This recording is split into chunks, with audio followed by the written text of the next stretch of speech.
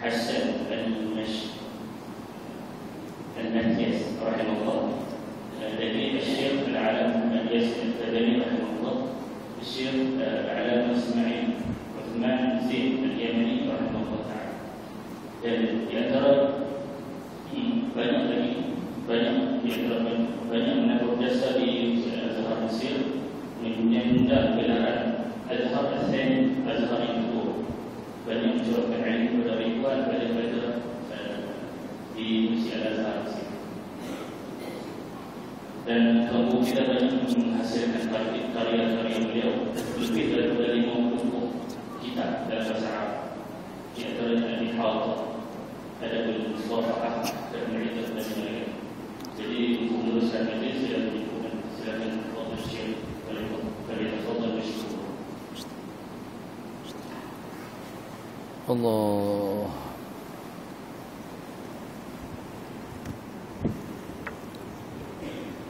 Bismillahirrahmanirrahim. Alhamdulillahirabbil alamin. Wa sallallahu wasallam ala sayyidina Muhammad wa ala alihi wa sahbihi ajma'in. Subhanaka la ilma lana illa ma 'allamtana innaka antal alimul hakim. ولا حول ولا قوة إلا بالله العلي العظيم. ربنا افتح بيننا وبين قومنا بالحق وأنت خير الفاتحين. ربي يسر ولا تعسر. ربي تمم بخير.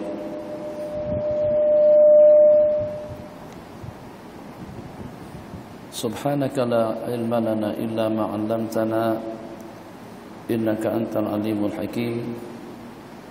اللهم صل وسلم وبارك على سيدنا محمد طب القلوب ودوائها وعافية الأبدان وشفائها ونور الأبصار وضيائها وبهجة النفوس وصفائها وقوت الأرواح وغذائها وعلى آله وصحبه حق قدره ومقداره العظيم. أما بعد.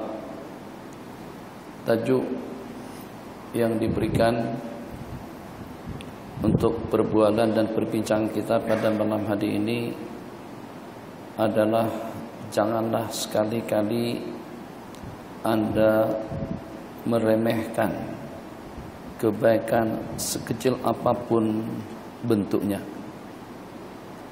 Jadi mudah-mudahan dengan perbincangan atau dengan topik pembicaraan yang akan kita bicarakan bersama nanti, ini akan memotivasi perjalanan waktu dan juga dengan perjalanan umur yang semakin sehari semakin dekat kita dengan penghujung, yang semakin sehari semakin dekat kita dengan akhirat, dan semakin sehari semakin terhakis peluang dan kesempatan kita, semakin sehari dan semakin dekat kita dengan kubur atau dengan kesudahan yang mampu untuk mengakhiri segala-galanya dalam kehidupan, dengan tidak ada perbedaan antara tempat dengan tempat, antara kedudukan dengan kedudukan, antara individu dengan individu, antara laki-laki dengan perempuan.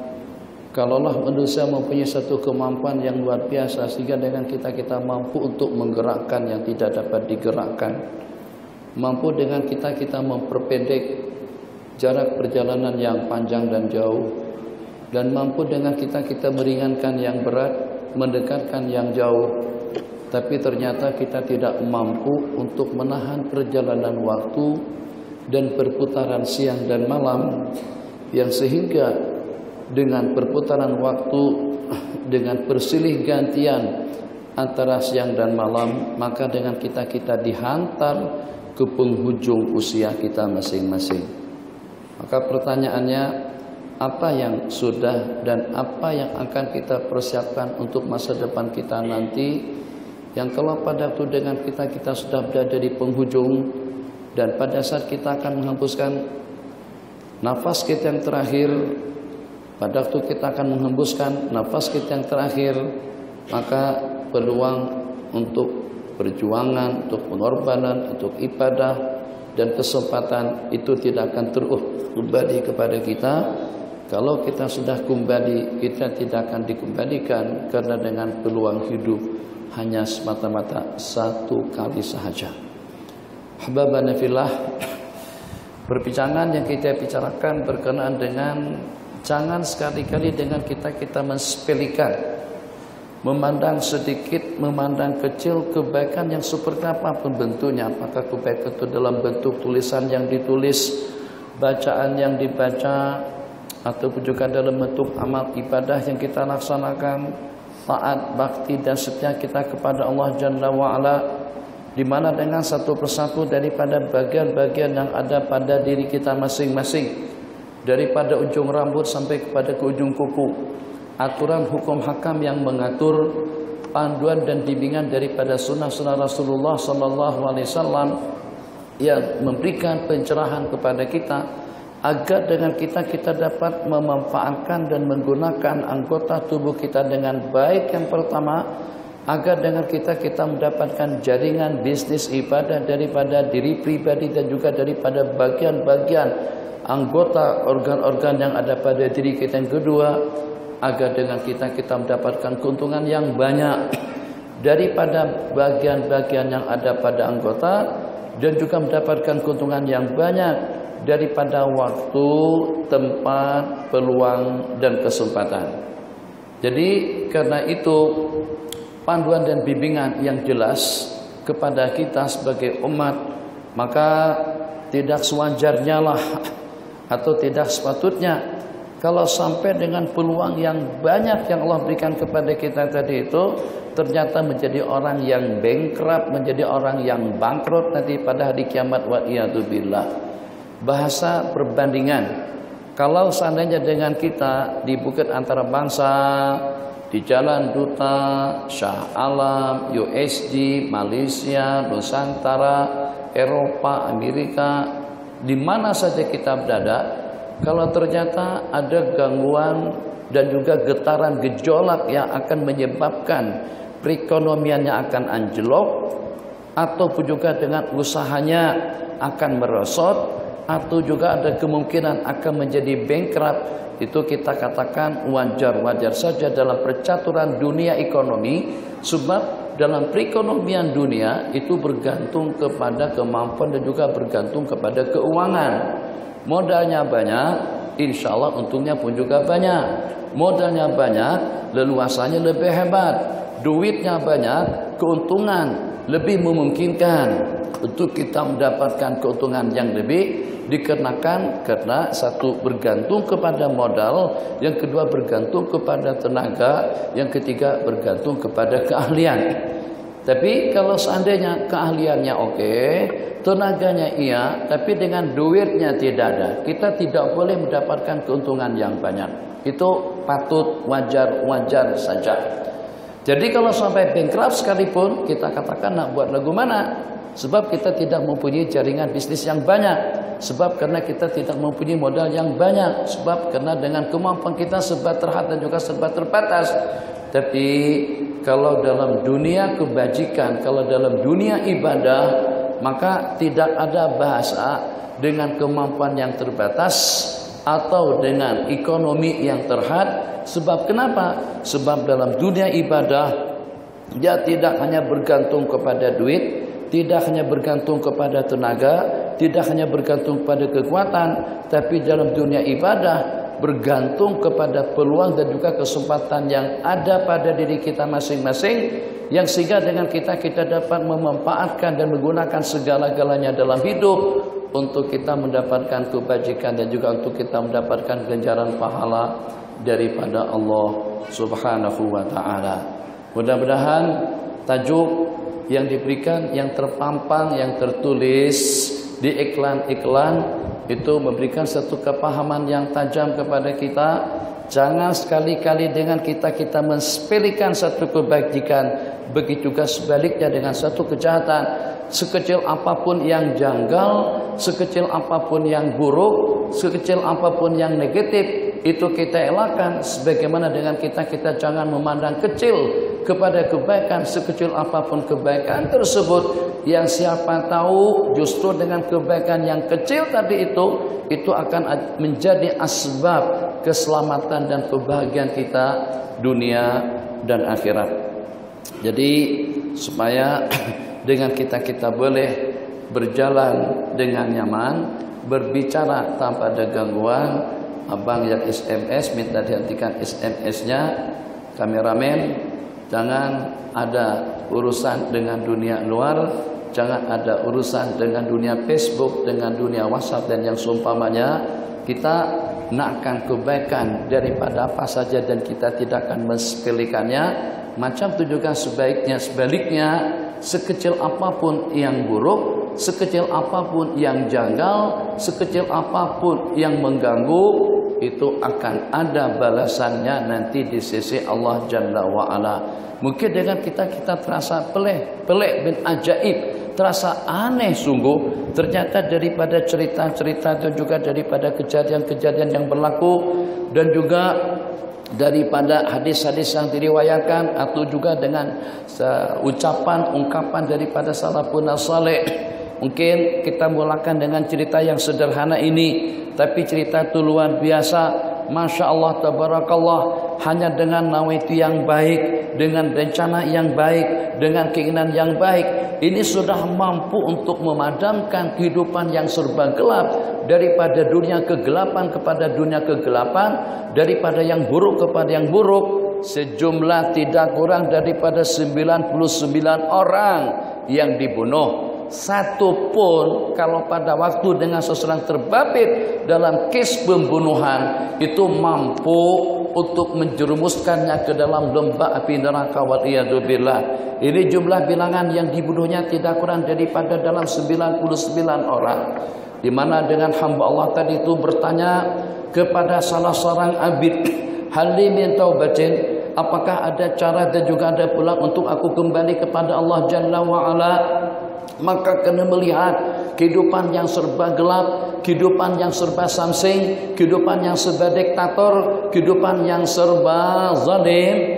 Maka dijawab oleh seorang abid tadi itu, kira-kira tobat yang seperti apa yang Anda dambakan selepas Anda membunuh sejumlah tidak kurang daripada 99 orang. Kita tahu dengan ceritanya, tapi kita nak mengambil satu kesimpulan. Ternyata pikir punya pikir, di saat dikatakan sudah tidak ada jalan keluar, sudah tidak ada peluang untuk ada kembali kepada Allah Jalla wa'ala, akhirnya dia genapkan menjadi 100 dengan si abid tadi itu. Alang-alang baru 99 saja, elok kalau dicukupkan menjadi 100. Sehingga sejumlah 100 orang yang dibunuhnya, 100 yang melayang nyawanya dengan senjata tajam daripada hamba Allah tadi itu. Masya Allah, tabarakallah. Tengok, yang pada waktu dia bertanya, berjumpa dengan seorang alim, hal min taubatin, apakah ada jalan keluar, apakah ada peluang untuk taubat dan juga kembali kepada Allah Jalla wa'ala? Selepas apa? Selepas membunuh sejumlah tidak kurang daripada 100 orang. Itu gara-gara hanya dengan seumpama kayu ara. Itu gara-gara hanya dengan seumpama sekupang duit. Itu gara-gara hanya tidak lebih daripada mengambil penyungkil atau dengan kayu kepunyaan orang lain digunakan untuk menyungkil sakit baki makanan di giginya. Pada waktu meninggal dunia dipertanyakan bagaimana keadaanmu, Allah hisab aku gara-gara karena mengambil sekecil penyungkil kayu tanpa izin dan tanpa restu daripada si pemiliknya. Masya Allah, tabarakallah. Tidak ada tempat, tidak ada lokasi yang tidak pernah disujuti oleh iblis alaihi laknah, sehingga sampai mendapatkan kedudukan menjadi raja atau menjadi ketua kepada para malaikat-malaikat Allah Jalla wa'ala. Tidak ada ukuran 4 jari yang tidak pernah disujuti oleh iblis sebelum melanggar perintah Allah Jalla wa'ala. Kira-kira banyak mana kejahatannya, banyak mana kemaksiatannya, banyak mana kemungkarannya. Hanya dengan 1 kali saja melanggar perintah daripada Allah, Allah keluarkan iblis daripada surga, dan Allah putuskan dengan ketetapan dan juga dengan keputusan yang abadi akan senantiasa menjadi makhluk yang terkutuk dan kekal abadi di dalam api neraka waliyadzubillah. Hanya 1 kali berbuat kemaksiatan ternyata mendapatkan balasan yang seperti itu. Jadi dengan cadangan daripada seorang saleh tadi itu, apa yang menghalang kamu daripada taubat? Pintu taubat terbuka selebar-lebarnya. Anda berpindahlah daripada negeri, daripada kampung, daripada tempat kediamanmu ini. Bergabunglah kamu kepada kumpulan manusia. Disarankan ke kampung mana, daerah mana, lokasi mana.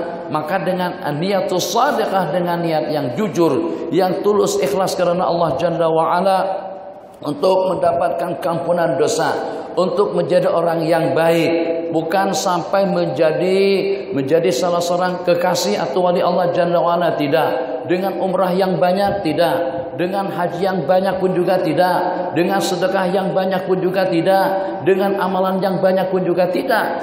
Tidak lebih daripada rencana, raghbah dan keinginan untuk menuju kampung yang baik, masyarakat yang baik, dan juga kawasan yang bersih daripada kemaksiatan dan kemungkaran. Sebelum sampai ke tempat tujuan yang dituju tadi itu, ternyata umurnya sudah habis. Dia pun kembali kepada Allah Jalla wa'ala.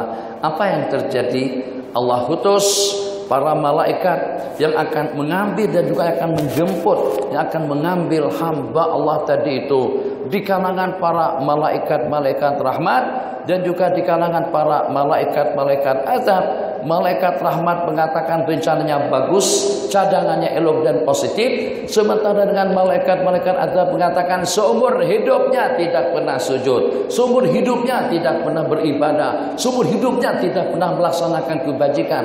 Tengok, jadi dengan rencana yang bagus tadi itu belum lagi terencanakan, baru rencana, belum lagi terlaksana, belum lagi sampai ke tempat tujuan yang dituju, yang walaupun hanya setakat itu saja kebaikannya, ternyata dia telah mendapatkan keampunan dosa daripada Allah Subhanahu wa ta'ala. Jadi Allah berfirman, ukur kemana dia lebih dekat, maka malaikat itulah yang akan membawanya. Ukur ke sana negeri yang dia tinggalkan, ukur ke situ dengan negeri yang dia tuju, ternyata lebih dekat kepada negeri yang dia tuju, lebih dekat kepada negeri, kepada kampung yang dengan dia berencana untuk bertobat dan kembali kepada Allah Jalla wa'ala, yang sehingga dengan niatus shadiqah, dengan niat yang tulus tadi itu, hamba Allah tersebut mendapatkan keampunan dosa. Besar mana kira-kira amalannya, besar mana kira-kira kebajikannya, besar mana kira-kira dengan pengorbanannya. Hanya dengan rencana untuk menjadi orang yang baik, ternyata mendapatkan balasan yang baik di sisi Allah Subhanahu wa ta'ala. Masya Allah, tabarakallah. Aneh juga pada malam hari ini, kameramen atau dengan kamera diletakkan hampir lebih banyak daripada malam tadi itu. Malam tadi itu ribuan ramai yang hadir, dan saya diminta untuk berbicara pertama pada masa peresmian markas Al-Hawi lil Khairat. Jadi dengan Habib Omar hafizahullah ta'ala. Jadi kira-kira nih dengan kameramen kita yang datang pada malam hari ini, nawaitunya untuk apa saja? Kecil memang, pengorbanannya tak banyak mana. Jangan kita sepelekan. Siapa tahu dengan asbab rekaman yang kita rekamkan, siapa tahu dengan asbab SMS yang kita sebarkan, siapa tahu dengan pengongsian ilmu yang kita masukkan ke dalam Facebook, itu akan menjadi andil dan juga akan menjadi asbab kita dapatkan bimbingan hidayah dan petunjuk daripada Allah Subhanahu wa ta'ala. Nabi kita bersabda dalam sebuah hadis, subhanallah, besar mana subhanallah, kecil saja, timbangannya ringan, sebutannya mudah, tulisannya sedikit, mengucapkannya hanya dalam 1 detik. Subhanallah, Nabi kita bersabda mil al-mizan, 10 timbangan. Sekecil ucapan subhanallah tadi itu ternyata mampu untuk memenuhi timbangan Allah Jalla wa'ala. Walhamdulillah, ucapan alhamdulillah tadi dengan tasbihnya dalam berapa kali? Subhanallah, subhanallah, subhanallah, subhanallah 33 kali. Berikutnya dengan tahmidnya alhamdulillah, walhamdulillahi tamla'u ma bainas samawati wal ardi. Ucapan hamdallah akan memenuhkan jarak antara langit dan bumi. Itu pun juga kecil. sedikit saja. Nabi kita bersabda kalimatan khafifatani 'alal lisan, tsaqilatani fil mizan. Dua kalimat mudah kita ucapkan tapi berat timbangannya. Tsaqilatani fil mizan, habibatani ilar rahman, sangat-sangat disukai oleh Allah Subhanahu wa taala. Subhanallahi wa bihamdihi, subhanallahil azim, subhanallahi wa bihamdihi, subhanallahil azim. Dua kalimat yang paling disukai oleh Allah, dua kalimat yang paling mudah kita ucapkan, dan dua kalimat yang paling besar timbangannya di sisi Allah Subhanahu wa taala. Mungkin pada suatu ketika atau pada suatu zaman, mungkin dalam perjalanan hidup kita masing-masing, kita pernah mendengar cerita salah seorang daripada hamba Allah Jalla wa'ala mendapatkan keampunan dan mendapatkan surga yang abadi daripada Allah Jalla wa'ala.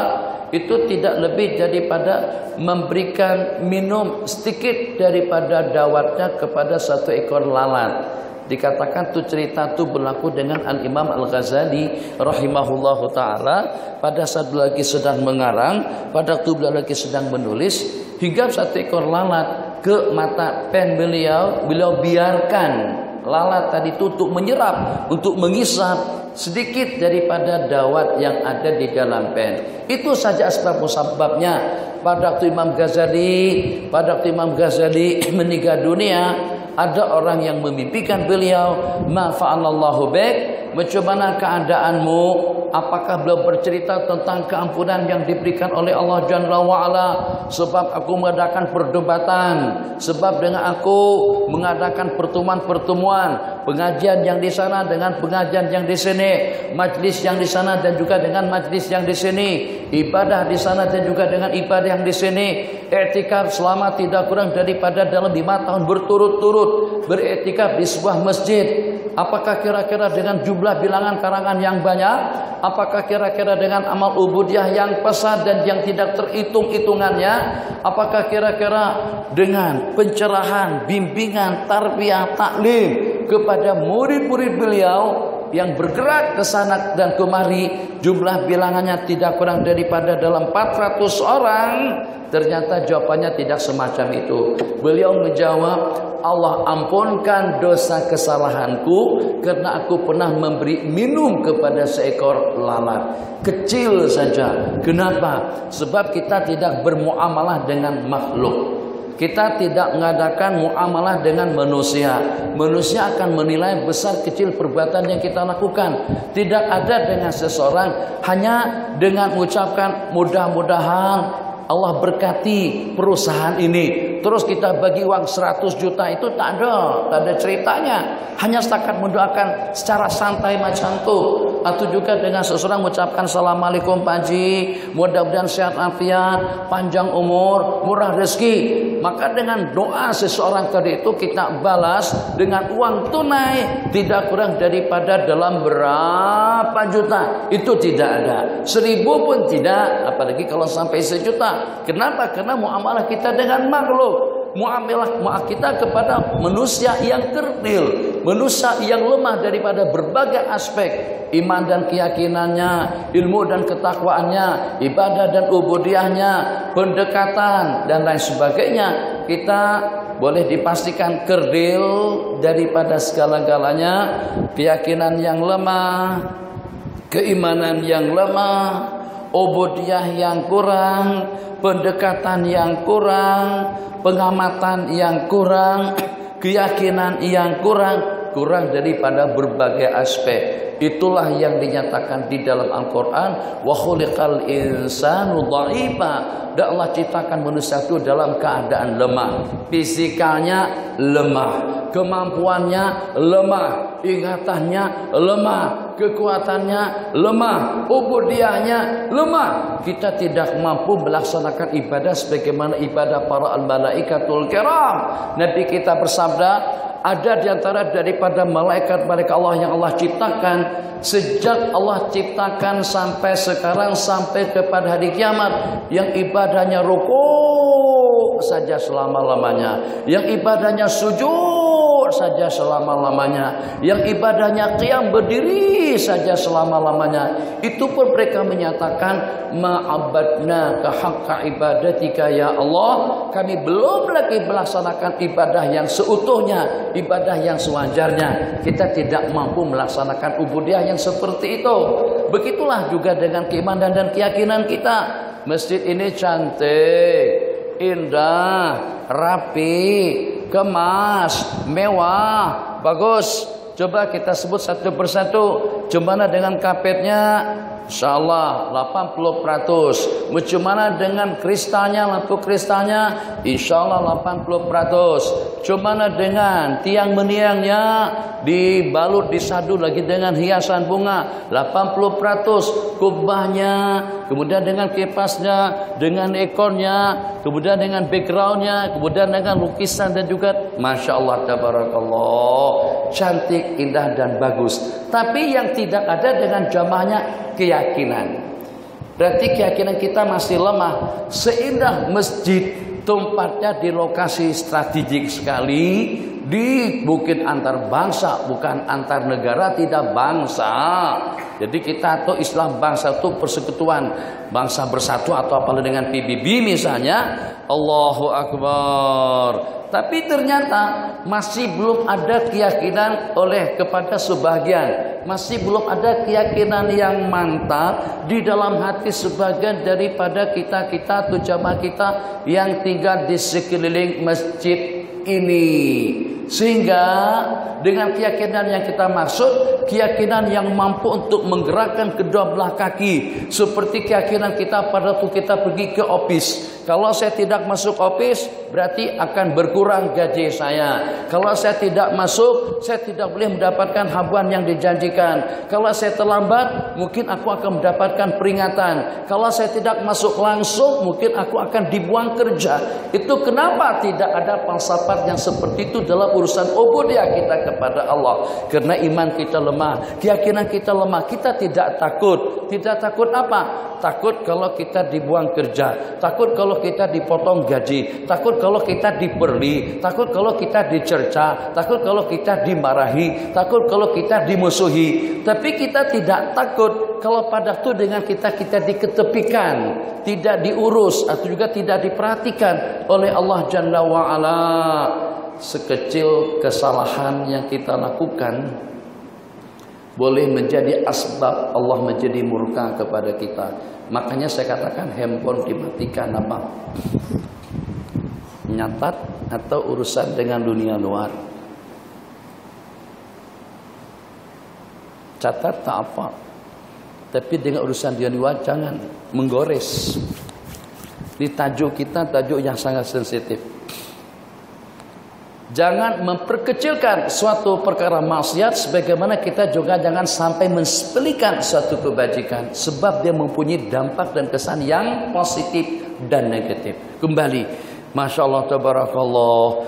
Sementara dengan keyakinan yang mereka miliki, mampu untuk menggerakkan hati dan juga menggerakkan segala-galanya dalam kehidupan mereka, yaitu habis-habisan dengan duitnya, diinfakkan dan disedekahkan, yang itu sampai ditawarkan untuk mendapatkan tempat tinggal yang berdekatan dengan masjid pun juga ternyata ditolak mentah-mentah setelah mendapatkan masukan dan bimbingan daripada Sayyidina Rasulullah SAW.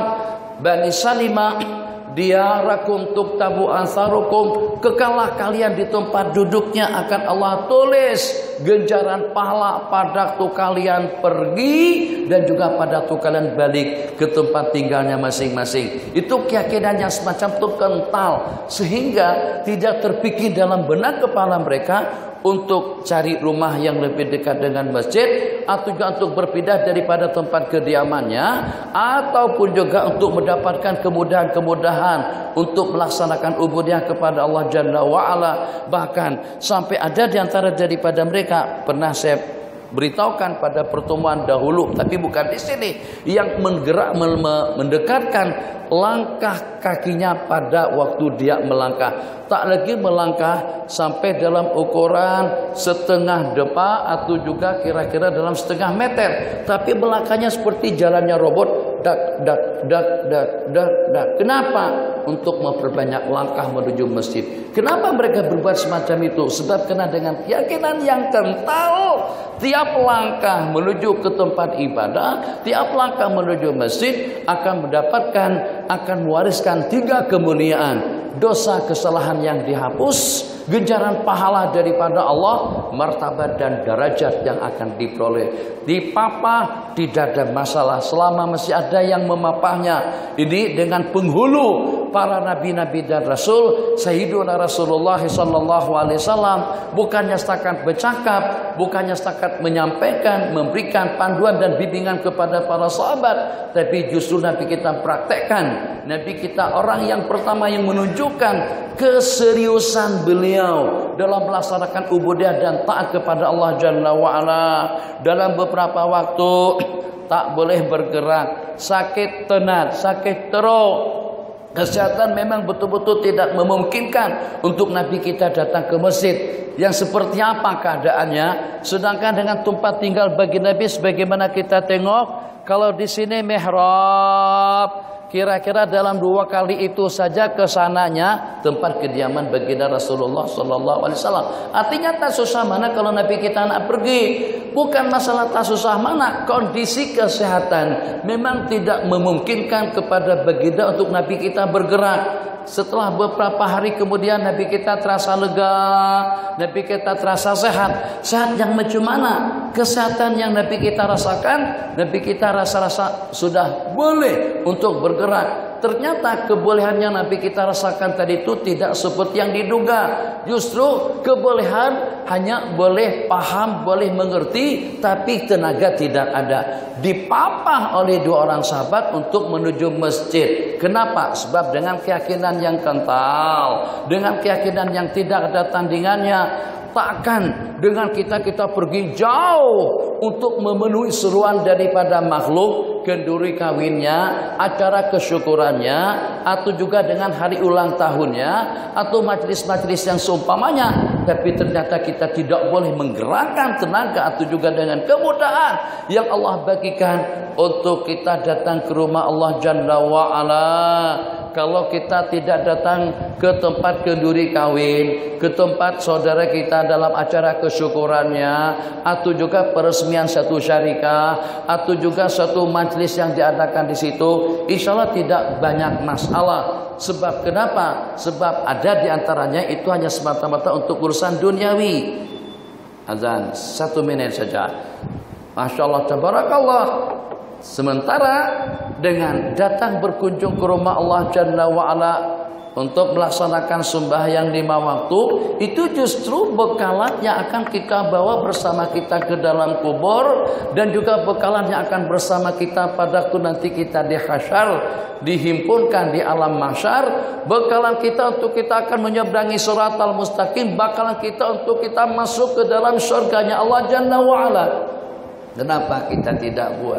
Sebab yang tidak ada dengan dunia atau dengan kita sekarang ini bukan duitnya, bukan politiknya, bukan keamanannya, bukan kesejahteraannya, bukan kemampuannya. Semuanya itu ada, bahkan lebih daripada cukup. Yang tidak kita miliki keyakinannya. Sehingga dengan kita tidak yakin dengan balasan-balasan daripada Allah Jalla wa'ala. Kita tidak meyakini dengan janji-janji yang dijanjikan. Azan akan berkumandang, jangan lupa kita menyahutnya. Sepatah lantunan sahutan daripada azan yang berkumandang, Allahu Akbar, Allahu Akbar.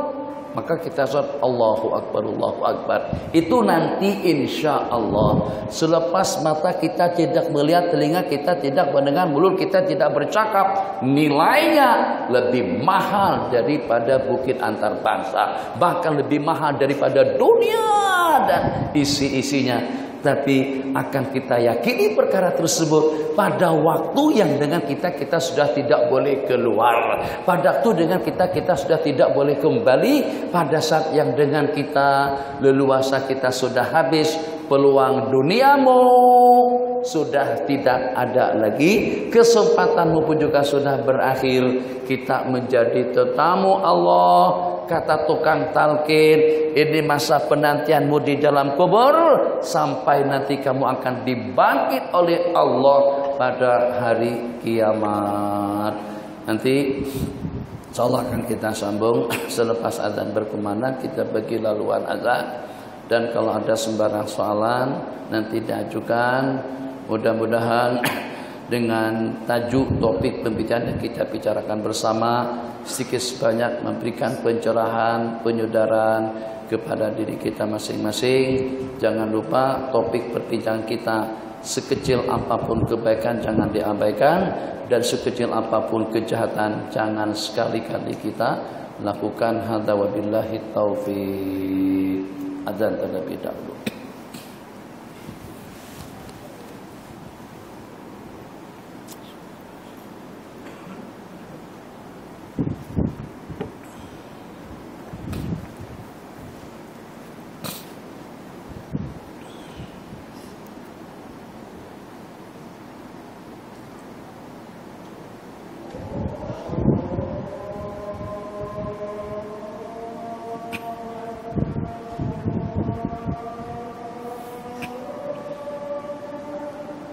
Allahu Akbar, Allahu Akbar.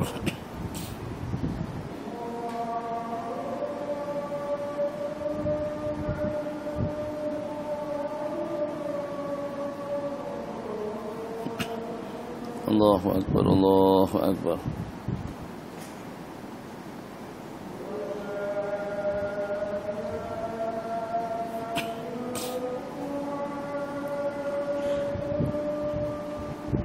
Asyhadu an la ilaha illallah.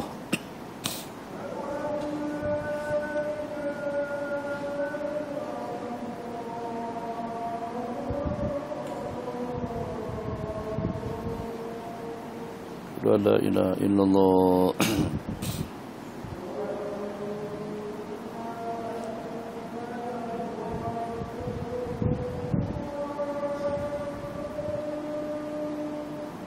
Asyhadu anna Muhammadar Rasulullah sallallahu alaihi wasallam.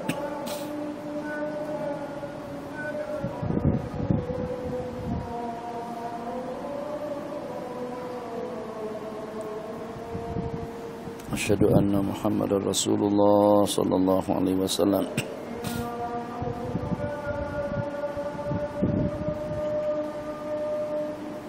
La haula wala quwwata illa billahil aliyyil azim.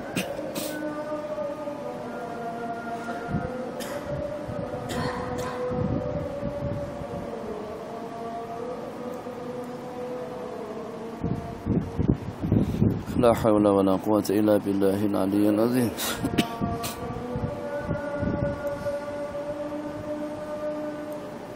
La hawla wa la quwwata illa billahil aliyyil azim.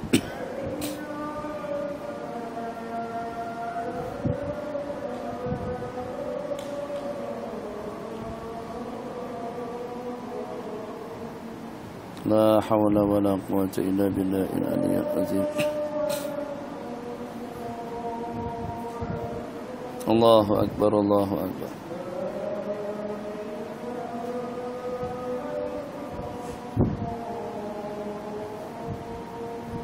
La ilaha illallah. Allahumma salli ala sayyidina Muhammad wa ala alihi wa sahbihi. Allahumma rabb hadhihi ad-da'wati tammati was-salati al-qa'imah.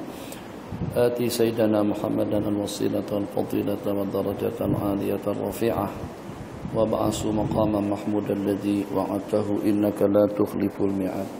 سبحان الله والحمد لله ولا إله إلا الله والله أكبر. سبحان الله والحمد لله ولا إله إلا الله والله أكبر. سبحان الله والحمد لله لا إله إلا الله والله أكبر.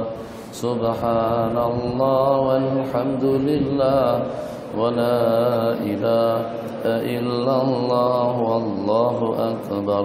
Subhanallah walhamdulillah wa la ilaha illallah wallahu akbar.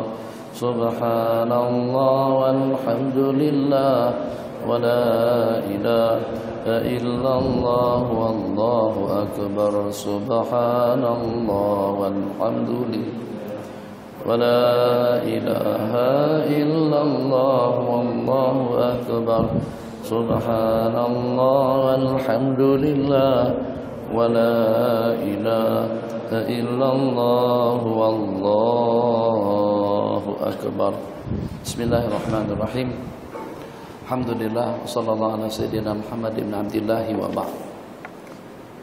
Ada dengan dua orang hamba Allah, Nabi kita ceritakan tentang nasib dan kesudahan daripada dua orang hamba Allah tadi itu, yang dengan kedua-duanya Allah takdirkan menjadi ahli syurga. Jadi waktu mereka berkumpul, saat ketika dengan mereka berbual-bual antara sesama mereka di dalam syurga, ini cerita daripada hadis, maka dengan salah satunya mempertanyakan, awak kena ya tak? Kamu tahu tak asbab musabab apa dengan kita mendapatkan keampunan daripada Allah dan sehingga dengan kita dimasukkan ke dalam surga? Jadi kata salah satunya menjawab, apakah kamu tidak sadar? Apakah kamu tak perasan yang pada waktu dengan kita berada di Ganting Helen misalnya, pada waktu kita lagi sedang berada di Pekan, pada waktu kita berjumpa di tempat peranginan, yang pada saat ketika itu kita sama-sama berdoa memohon keampunan dan maghfirah daripada Allah. Kedua-duanya tidak menceritakan tentang sembahyangku, puasaku, sedekahku, umrahku pada tiap bulan, hajiku tiap tahun, sedekahku berjuta-juta. Tidak. Kedua orang tadi itu menyatakan, salah satu mengatakan, perasan tak, ingat tak, yang pada waktu dengan kita berjumpa di satu tempat, terus dengan kita mengucapkan alhamdulillah, Pak Haji apa kabar? Alhamdulillah. Syekh macam mana? Alhamdulillah. Mudah-mudahan kita sama-sama sehat afiat. Mudah-mudahan Allah berikan kekuatan iman dan yakin kepada kita. Sepatah kata yang semacam itu boleh menjadi asbab Allah memberikan keampunan kepada kita. Itu makna jangan kau sepelekan, jangan kau pandang rendah dan kecil kebaikan sekecil apapun. Sebab kenapa? Sebab yang memberikan balasan kepada perkara-perkara baik tadi itu adalah Allah Jalla wa'ala. Tengok kepemurahan Allah itu seperti apa. Dia samsing, dia kafir, dia zalim, dia fasik, dia diktator. Manusia yang seperti apapun jahatnya, tetap seumpama Namrus Allah bagi makan, tetap seumpama Fir'aun Allah bagi kekuasaan, tetap dengan seumpama Abu Jahal Allah bagikan segala-galanya dalam keperluan hidup. Apakah pernah Allah menyekat rezeki daripada orang-orang kafir? Apakah pernah Allah menyekat napas daripada orang-orang kafir? Apakah Allah pernah menarik rezeki daripada orang-orang kafir? Apakah Allah pernah menyekat denyutan daripada jantung daripada orang-orang zalim? Tidak pernah. Denyutan jantung Allah berikan kepada semua makhluk. Begitulah juga dengan keperluan hidup mereka masing-masing. Betul, yang mereka sembah itu adalah matahari seperti Jepun. Yang mereka sembah itu adalah patung. Yang mereka sembah itu adalah Buddha. Yang mereka sembah itu adalah bulan. Yang mereka sembah itu adalah pokok. Yang walaupun mereka sekutukan Allah Jalla wa'ala, tapi tetap Allah bagi makan, tapi tetap Allah bagi minum, tapi tetap Allah bagi leluasa. Otak, akal, pemikiran yang cerdas dengan kemampuan yang luar biasa, di mana dengan kecanggihan teknologi kita sekarang itu diantara daripada kesan kemampuan otak berpikir. Ternyata kebanyakan yang berpikir agar kita lebih maju, agar lebih modern, agar lebih canggih, agar lebih mewah, agar lebih nyaman, itu ternyata daripada kepala-kepala orang kafir, bukan daripada kepala orang-orang Islam. Tuh yang mensekutukan Allah, yang mengatakan Tuhan itu tiga, itu penyembah matahari. Ternyata dengan teknologinya Jepun, Eropa dan Amerika mampu untuk memberikan kemudahan dalam kehidupan umat manusia di mana saja mereka berada, mereka sekutukan Allah, tapi tetap Allah bagi leluasa.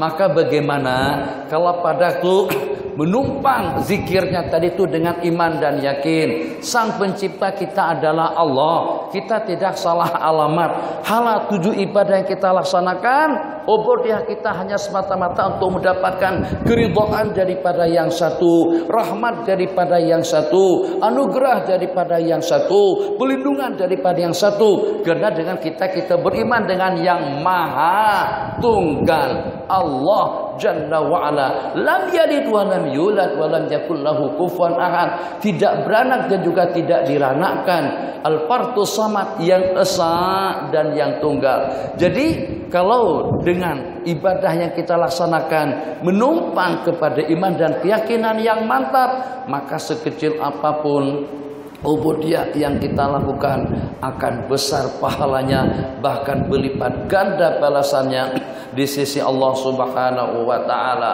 Allahu Akbar. Tidak kurang daripada dalam 400 rakaat sembahyang sunat pada tiap malam, bahasa ahwal, isyaratnya, maqamatnya, kesufiannya, ketokohannya, keilmuannya, ubudiyahnya, ketakwaannya, ketaatannya sulit untuk kita mencari tandingannya. Itulah dengan Al-Imam Junaid yang mendapatkan gelaran sebagai Sayyidut Taifah, penghulu ulama-ulama sufi dan juga penghulu ulama-ulama tasawuf ahli suluk, yang diakui keilmuan, ketakwaan, kewaraan, kezuhudan beliau oleh ulama-ulama, oleh para hukama yang semasa dengan beliau. Ibadah yang sulit untuk kita cari tandingannya tiap waktu, yang walaupun pergi ke pekan, ternyata dibalik daripada tabir kedai atau toko tadi itu, langsir ditutupkan macam ini, buka kedai, langsir dikelar seperti itu. Ternyata dibalik daripada langsir tadi itu, sembahyang tiap hari tidak kurang daripada dalam 400 rakaat. Setelah beliau meninggal dunia, ada murid beliau yang mempertanyakan macam mana keadaan Tuan Guru selepas mati. Pasti dan pasti mereka sudah dapat memastikan orang yang terbaik, ibadah yang terbaik, ubudiyah yang terbaik, ketaatan dan kesetiaan yang terbaik, di samping dengan bimbingan nasihat dengan bahasa hati. Panjang cerita kalau kita nak menceritakan tentang siapa Al-Imam Junaid rahimahullahu ta'ala, dalam berapa ratus kitab yang berbicara tentang beliau, nakkan biodata beliau, kewaraan beliau, kezuhudan beliau. Silakan saja dengan kita membuka salah satunya. Apakah kira-kira dengan kitab seumpama Syuzurati Zapi Akhbari Man Da'ab, apakah kira-kira dengan seumpama Syiar A'lamin Nubala, Hilyatul Aulia, Jami' Karamatil Aulia, panjang lebar. Yang ingin saya sentuh sikit saja. Jadi pada waktu dimimpikan oleh salah seorang murid beliau, Tuan Guru macam mana? Kata beliau, aku mendapatkan rahmat, keampunan dosa, maghfirah dan surga daripada Allah Jalla wa'ala, bukan dengan isyarat tentang ilmu suluk, bukan dengan ahwal dan maqamat dalam dunia tasawuf, tapi ruqayyat dalam beberapa rakaat tak banyak mana yang aku lakukan di waktu sahur. Bukan yang 400 tadi itu, bukan dengan bahasa sufi, bukan dengan bahasa pailasu, bukan juga dengan ibadah yang tidak ada tandingannya, tapi dengan beberapa ruqayyat, beberapa rakaat di waktu sahur di tengah malam, jam 3, 4, 5 sebelum adzan subuh berkumandang Allahu Akbar. Ya, kalau seumpama kita ni kalau boleh 2 rakaat pun cukup lah Tuan Haji. Tak payahlah sampai 8 rakaat, 20 rakaat. Sebab nanti kalau kita buat 12 rakaat, takut kalau malam-malam besoknya kita sudah tak terbangun, sudah tak terkejut. Atau kalau terkejut pun datang syaitan. Kata syaitan, lenguh tahu, lenguh. 11 rakaat nanti awak mengantuk, besok tak boleh bekerja dah. Nanti keletihan. Kalau lenguh macam mana? Kalau sakit macam mana? Kan jadi menghambat dan juga akan jadi gangguan. Jadi kalau kita buat setakat 2 rakaat saja, syaitan tidak boleh kacau kita. Ya Allah, lama mana, susah mana, setakat 2 rakaat aja. Yang walaupun nampak kelihatan pelik, Masya Allah, tabarakallah, makan tambah 3 kali, lauk pauk 3, 4, 5, 6 macam. Sementara dengan sembahyangnya setengah 2 rakaat aja, tahajud tengah malam, wudunya saja udah setengah jam, pakai baju istiqbal kiblat, sapu dengan minyak harum.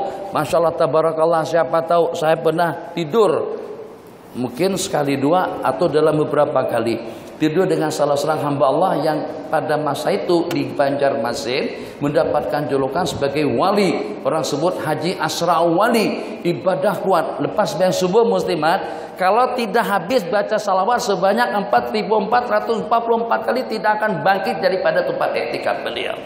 Assalamualaikum warahmatullahi wabarakatuh. Wirid habis dah. Salawat. Allahumma salli salatan kamilatan wa sallim salaman taman ala sayyidina Muhammadin alladzi tanhalu bil uqad wa tanfariju bil qurab wa tuqda bil hawaij. Kita sebut dengan salat an-nariyah.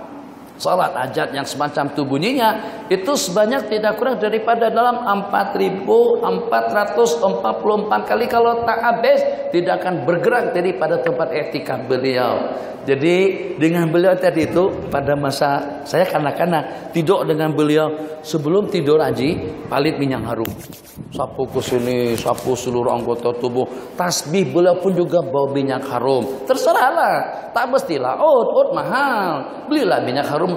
Malaikat subuh, malaikat tengah hari, malaikat asar, malaikat yang mana sedu, harganya sekali 5 ringgit saja. Yang penting harum. Masya Allah, tabarakallah, tasbih harum, muka harum, semuanya harum.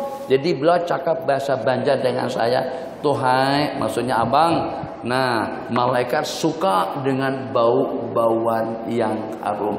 Siapa tahu dengan mengenakan minyak harum sebelum tidur itu menjadi asbab ridha daripada Allah. Kenapa?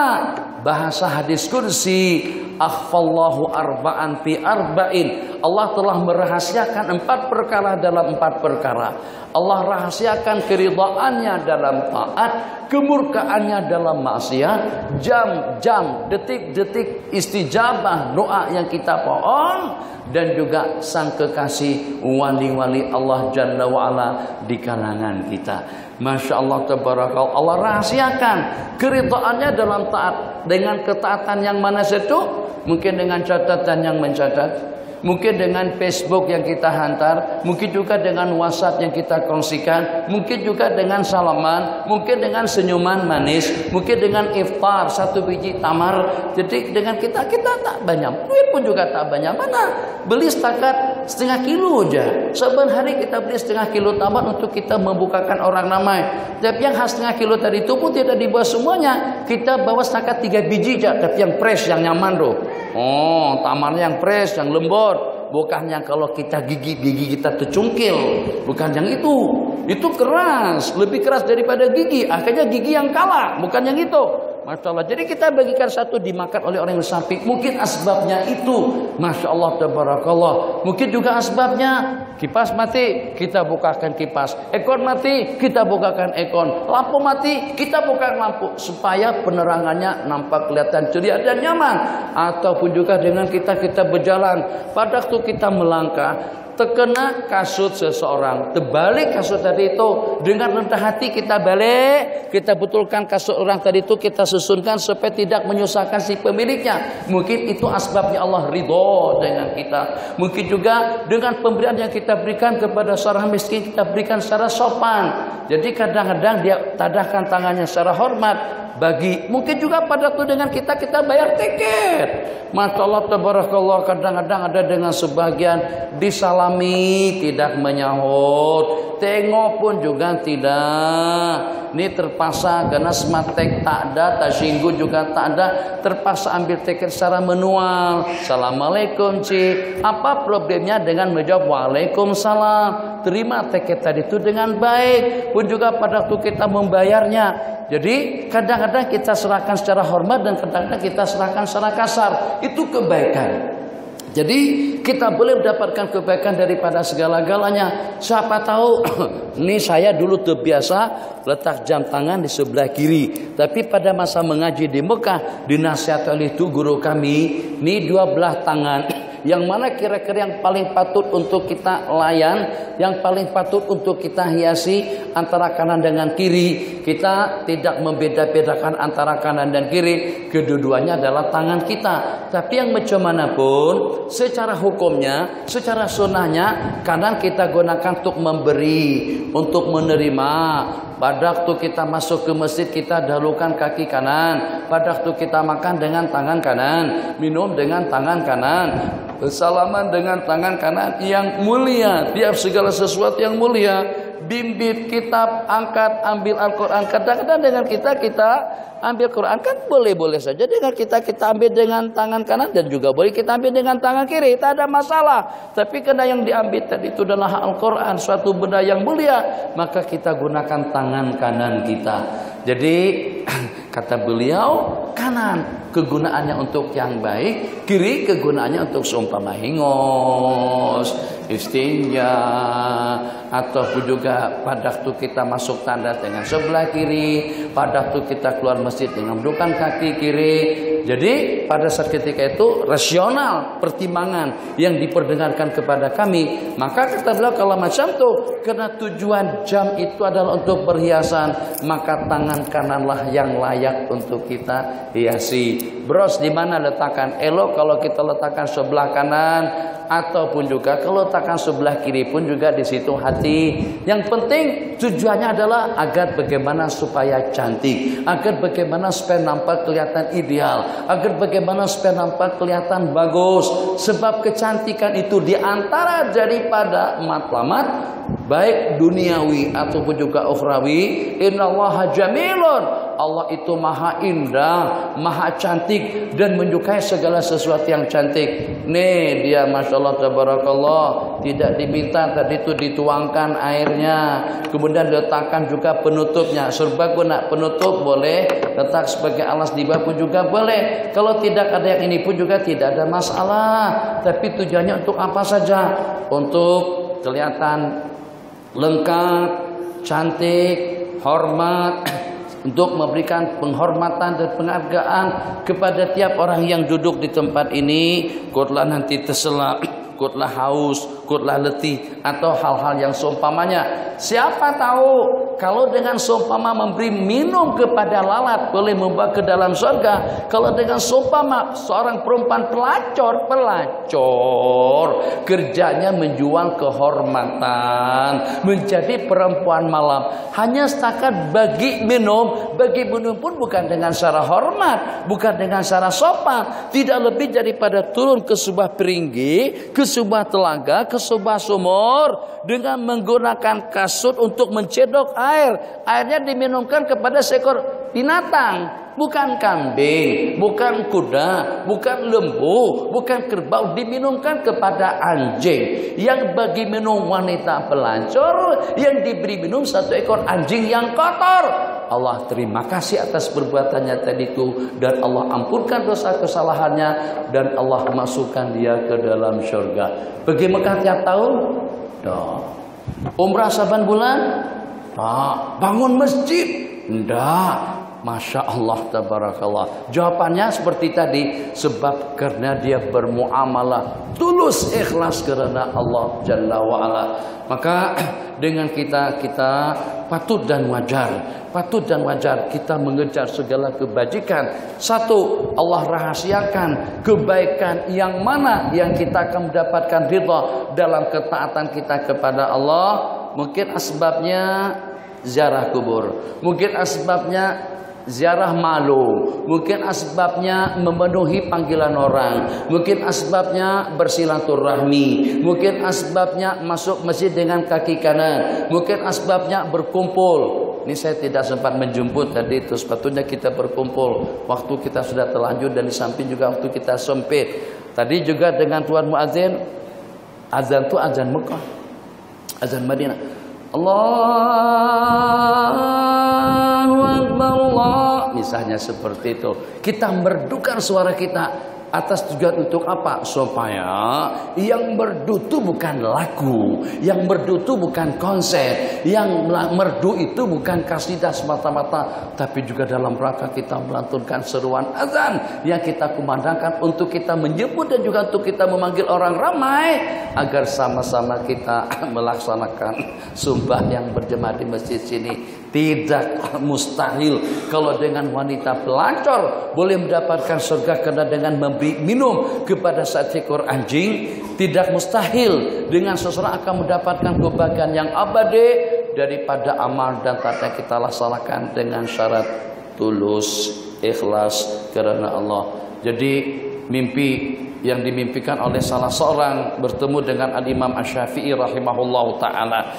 Kita kenal persis Imam Syafi'i itu seperti apa. Khatam Quran tiap malam. 1. Hafal Quran sejak pada masa usia 8 tahun. 2. Menjadi mufti wilayah persekutuan dan wilayah dunia Islam semuanya pada masa usia 15 tahun. Cerdasnya tidak ada yang menandingi, kepintaran beliau tidak ada yang menandingi, kehebatan beliau tidak pernah ada yang menandingi, baik itu dengan kumpulan Khawarij atau dengan kumpulan puak-puak Syiah atau dengan kumpulan yang membawa ajaran-ajaran sesat atau juga yang sama mazhab dan juga yang sama aliran atau yang berbeda mazhab. Tiap orang yang berdebat dengan beliau tidak pernah menang, mesti beliau kalahkan. Siapapun yang nak debat, Imam Syafi'i senantiasa selalu mendapatkan bimbingan petunjuk daripada Allah Jalla wa'ala. Masya Allah, tabarakallah, ramai majlis pengajian yang diadakan di Baghdad. Sebelum Imam Syafi'i datang ke sana tidak terhitung banyaknya. Di sana majlis, di situ pengajian, halaqah. Tapi pada waktu Imam Syafi'i sampai ke Baghdad, dari sekian puluh majlis ilmu tadi itu yang boleh bertahan hanya dalam beberapa majlis saja lagi. Yang selebihnya buyar, bubar, bersurai, jamaahnya bergabung bersama majlis Al-Imam Asy-Syafi'i rahimahullahu ta'ala. Selepas sampai ke Mesir, beliau di Mesir tak lama mana, kira-kira dalam 4 tahunan saja untuk kali yang terakhir. Dalam jangka 4 tahun tadi itu usia Imam Syafi'i 54 tahun. Seusia saya sudah meninggal dunia. Saya tak nak mati usia 54 tahun. Tak ada persiapan apa-apa lagi haji. Malam tidur melulu, mengorok lagi. Padahal kita tahu fadilah salat tahajud itu macam mana. Di masjid kita duduk ngelamun. Kadang-kadang dunia ini dipikirkan, tak dipikirkan, tetap tidak akan sampai kepada kita melainkan seperti yang Allah takdirkan. Jadi jangan terlalu cemberut muka, nampak termenung saja. Kalau memang Allah takdirkan kalah, ya kalahlah nanti pada tahun 2017 akan datang. Kalau memang Allah takdirkan kita yang akan menjadi menteri, kita akan jadi yang berhormat. Kalau tak banyak usaha upaya pun akan sampai kepada kita juga. Dikatakan kalau memang itu rezekinya elang, maka tidak akan sampai kepada Musa atau juga kepada sesiapa saja. Itu sudah ada ketentuannya daripada Allah. Jadi dalam jangka tidak lebih daripada 4 tahun saja sudahnya dengan penyakit. Kalau beliau duduk mengajar macam ni, akan diletakkan dulang di bawah, penuh dulang itu dengan darah. Imam Syafi'i ada penyakit bawasir, musuh tidak terhitung juga, problem pun juga ada, penyakit pun juga ada, ketabahan dan kesabaran tetap saja tiap malam khatam Quran dan kadang-kadang sampai 2 kali sehari kalau seperti di bulan Ramadan. Jadi ibadah yang banyak, keturunan yang mulia, di samping mimpi dalam berkali-kali bertemu Rasulullah sallallahu alaihi wasallam. Dalam satu rangkaian cerita, salah seorang daripada wali Allah dalam mimpinya bermimpi seakan-akan kiamat itu telah tiba. Maka aku mendengar daripada arah seruan dan panggilan masuk ke dalam surga, bukan panggilan masuk untuk penerbangan GT Mas Garuda 789 tujuan Kuala Lumpur atau juga dengan tujuan Medan atau juga Jakarta, tidak. Ini panggilan masuk surga, bukan panggilan masuk pesawat. Dipersilakan masuk Aba Abdillah, Aba Abdillah, bapaknya Abdillah, bapaknya Abdullah, bapaknya Abdullah 4 kali dipersilakan untuk memasuki surganya Allah. Jadi kata yang bermimpi tadi aku bertanya kepada malaikat yang ada di sampingku, siapa kegerangan Aba Abdillah yang 4 kali tadi itu? Yang pertama Imam Sufyan Ats-Tsauri, yang kedua dengan Imam Ahmad bin Hambal, yang ketiga dengan Imam Malik, yang keempat dengan Al-Imam Asy-Syafi'i. Masing-masing satu persatu mendapatkan gelaran dan julukan dengan Abu Abdillah. Jadi waktu ada yang bermimpi, ya Imam, bagaimana keadaan Tuan Guru selepas meninggal dunia? Kata beliau, ghafarallahu li wa adkhalanil jannah. Allah ampunkan dosa kesalahanku dan Allah masukkan aku ke dalam surga. Apakah dengan pengorbanan waktu sejak daripada kecil hafal Al-Quran, belajar bahasa Arab saja tidak kurang daripada dalam 16 tahun, mengaji dengan Imam Malik, kitab dibaca daripada hafalan, tak ada kitab, tak ada buku seperti kita sekarang. Kita sekarang kan hebat-hebat. Yang baca kitab tuh guruja yang bawa kitab, murid-murid tak bawa kitab. Kenapa? Sebab tuh guru tuh kurang hebat, terpaksa harus baca daripada kitab. Murid-murid terlampau hebat, semuanya dengan modal ingatan semata-mata. Masya Allah, tabarakallah. Jadi pada waktu sampai ke Madinah, beliau membawa surat daripada gubernur Mekah kepada gubernur Madinah untuk mengaji dengan Imam Malik rahimahullah ta'ala. Surat yang dibuat tadi itu langsung disobek oleh Imam Malik. Apa kata Imam Malik? Terus terang saja, lebih elok aku berjalan kaki dari Madinah ke Mekah tanpa kasut daripada aku datang berziarah ke tempat Imam Malik. Wibawa pengaruh daripada tu guru tadi itu luar biasa. Pada waktu Imam Syafi'i mengaji atau juga duduk, Imam Malik tengok, ini anak cerdas, ini anak mempunyai masa depan yang cerah. Ya gulam, aku nampak ada cahaya di hatimu, jangan kau padamkan dengan kemaksiatan dan kemungkaran. Jadi besok kamu datang kembali ke tempat sini dan bawa juru baca untuk membacakan kitabku ini. Jadi keesokan harinya kata beliau, saya tak nak juru baca, saya nak baca sendiri. Imam Syafi'i baca kitab Muwatta Imam Malik tadi itu daripada hafalan. Apakah jawaban pertanyaan tadi itu aku masuk surga karena aku hafal Muwatta, karena aku hafal Al-Quran, khatam Quran tiap malam, atau juga karena aku mengarang kitab Al-Hujjah, Mukhtasar Muzani, atau juga dengan kitab Imam Syafi'i orang yang pertama yang mengarang kitab Usul Fiqih. Imam Syafi'i yang menulis kitab atas saran dan cadangan daripada guru beliau Al-Imam Abdurrahman Ibnul Mahdi, dikarang oleh Imam Syafi'i kitab panduan tentang bagaimana cara kita mengistinbat hukum hakam daripada Al-Quran dan hadis dalam sebuah kitab yang disebut dengan Ar-Risalah. Apakah dengan ibadah beliau, apakah dengan nasab dan keturunan, sejak daripada kecil sudah sering bertemu Rasulullah sallallahu alaihi wasallam? Tidak. Muslimin muslimat, jawabannya bukan dengan sembahyang, bukan juga dengan ilmu, bukan dengan ibadah yang banyak, bukan juga dengan kepahaman yang hebat, bukan juga dengan perdebatan yang tidak pernah dikalahkan. Kata beliau, Allah ampunkan aku dan Allah anugerahkan surga kepadaku dengan satu lantunan salawat yang tercantum di dalam kitab Ar-Risalah. Allahumma salli ala Sayyidina Muhammad kullama dzakaraka dzakirun wa ghafala an dzikrikal ghafilun. Itu salawat yang kita salawatkan, itu salawat Imam Syafi'i. Jadi dengan salawatku tadi itu, kata beliau, aku mendapatkan keampunan daripada Allah. Ringkas saja, waktu kita sudah habis. Yang pertama, Allah rahasiakan keridhaan Allah itu dalam taat, sehingga kita tidak mensepelekan, tidak memandang gede dan kecil segala ketaatan yang kita laksanakan. Kemudian yang kedua, Allah rahasiakan, Allah sembunyikan murka Allah itu dalam maksiat. Siapa tahu kecil saja nampak seronok, syok gambar, rambut kerinting, cerita trak gambar masuk Facebook. Banyak orang yang tengok gambar kita yang seksi tadi itu. Banyak orang yang tengok gambar yang setengah bugil tadi itu. Siapa tuh daripada maksiat tadi itu Allah murka. Waliyadzubillah. Mungkin juga tidak lebih daripada mengongsikan perkara benda yang tidak patut untuk kita kongsikan. Mungkin tidak lebih daripada menyebarkan sesuatu yang tidak sewajarnya untuk disebarkan. Lihat dunia dan akhirat.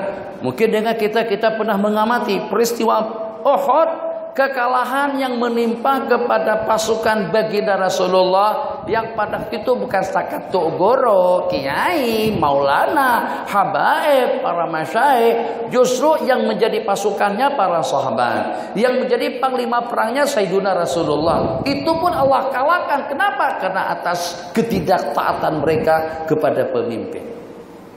Hanya satu kesalahan saja yang sepatutnya Nabi kita pesankan, hei pendekar yang 50 orang, pemanah-pemanah, menang atau kalah jangan tinggalkan lokasi ini. Kalau kita pergi ke Madinah ziarah Uhud, di sana ada satu tempat namanya Jabalur Rumat, anak gunung, kaki gunung, bukit anak gunung, kaki gunung, bukit Uhud. Jadi Jabalur Rumat itu tempat tapi kita memposisikan 50 orang pemanah, menang atau kalah jangan turun daripada situ. Mereka melanggar perintah Rasulullah SAW. Hanya dengan satu pelanggaran saja Allah kalahkan mereka.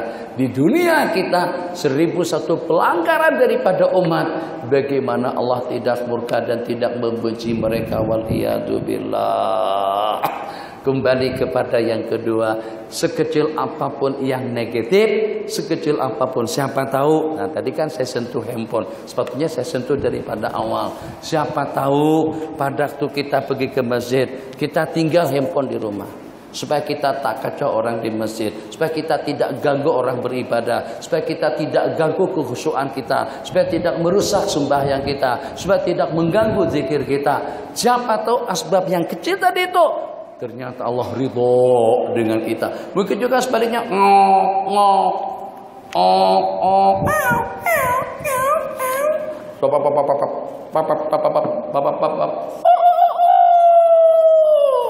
itu masih lumayan, itu masih bunyi binatang. Kadang-kadang music. Siapa yang tak terganggu? Berapa ramai orang yang terganggu sembahyangnya, mungkin jadi asbab Allah murka. Mana buktinya? Susah nak bangun, susah nak datang, susah nak berzikir. Kita pun bingung, ilmunya banyak. Tuh guru yang pernah kita kunjungin ramai. Detik-detik waktu kita pun juga terjaga dan terkawal. Tapi kenapa kita malas? Kenapa kita tidak boleh datang? Kenapa kita senantiasa masbuk? Kenapa kita senantiasa ketinggalan jamaah? Kenapa kadang-kadang susah bangun? Kenapa kadang-kadang ada tidak kedengaran? Kenapa? Mungkin asbabnya karena kita ganggu orang dengan peralatan komunikasi. Akhirnya itu yang menjadi hijab yang mendindingi kita daripada segala kebajikan. Tengok dua hadis terakhir. Nabi kita bersabda, man wasalah sopan wasalahullah. Susah mana untuk kita menyambung sop. Ini saya jadi susah nak berdiri, terlalu banyak alat di letak. Wasalah sopan, apa masalah? Tuh kan kita tadi di belakang, Allahu Akbar, Allahu Akbar, asyhadu an la ilaha illallah. Kalau boleh kita bangun sebelum qamat selesai, kita sudah maju ke depan, itu menyambung sop. Nabi kita bersabda, yang menyambung saf akan disambung oleh Allah, yang memutus saf akan diputus oleh Allah Jalla wa'ala.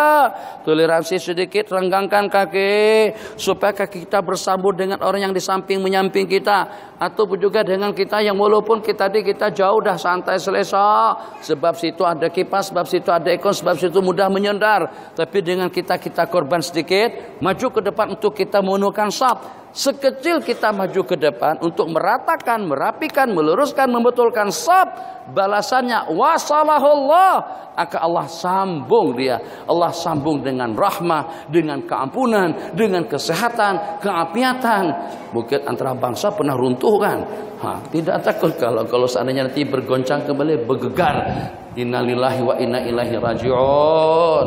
Itu bukan satu hal yang pelik, bukan suatu hal yang asing. Yang walaupun mungkin dilanda cobaan musibah yang seperti itu, tapi tidak ada cobaan yang paling berat kalau pada waktu Allah dah berpaling daripada kita, tak pedulikan kita, tak kisah awak sembahyang tak sembahyang, kamu bangun tak bangun, sedar tak sedar, ngaji tak ngaji, hadir tak hadir, mau tak mau. Kenapa? Sebab Allah sudah tak pedulikan kita. Itu kata mereka musibah yang paling berat. Berikutnya, wala jaza wala yazalu qaumun, yang negatif, ya ta'akharun, dan senantiasa dengan kumpulan ke belakang, berlambat-lambat, melambat-lambatkan diri, sehingga dengan mereka akan dikebelakangkan dan dilambat-lambatkan oleh Allah Subhanahu wa ta'ala.